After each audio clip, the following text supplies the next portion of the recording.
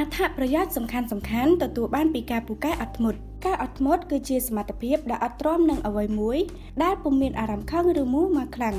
វាគឺជាសមត្ថភាពមួយដែលអាចគ្រប់គ្រងអារម្មណ៍ខ្លួនឯងនិងប្រឈមមុខនឹងបញ្ហាដោយស្ងប់ស្ងាត់ប៉ាត់ប្រកាសណាមិនមែនមនុស្សជាច្រើនទេដែលមានការអត់ធ្មត់នៅក្នុងជីវិតប៉ុន្តែការអត់ធ្មត់ផ្ដល់អត្ថប្រយោជន៍ជាច្រើនដល់អ្នកនឹកស្មានមិនដល់ទី1កាត់បន្ថយកម្រិត stress និងធ្វើឲ្យអ្នករីករាយជាងមុន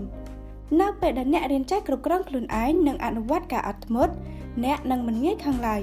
អ្នកអាចគ្រប់គ្រងអារម្មណ៍ខ្លួនឯងនិងដោះស្រាយបញ្ហាបានល្អជាងមុនហើយវានឹងធ្វើឲ្យអ្នកសប្បាយរីករាយជាងមុនទី2សម្រេចចិត្តបានល្អនៅពេលដែលអ្នកមានការអត់ធ្មត់អ្នកចំណាយពេលក្នុងការវិយតម្លៃទៅលើស្ថានភាពមើលបានឆ្ងាយជាងមុននិងវិភាគចំណុចល្អនិងចំណុចអាក្រក់បានល្អិតល្អន់ជាងមុនដូច្នេះហើយអ្នកនឹងមិនប្រព្រឹត្តកំហុសធំឬកំហុសដែលធ្វើឲ្យអ្នកស្ដាយក្រោយឡើយសូមចុច like, share និង subscribe Page Channel របស់យើងខ្ញុំដើម្បីទទួលបានខ្លឹមសារអប់រំបន្ថែមទៀត